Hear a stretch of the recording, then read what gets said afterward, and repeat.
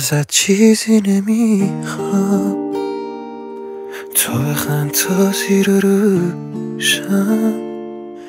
اگه من دلیل خنده های تو نباشم، تو شدی معجزه انگار، میگی حتما کار عشقه.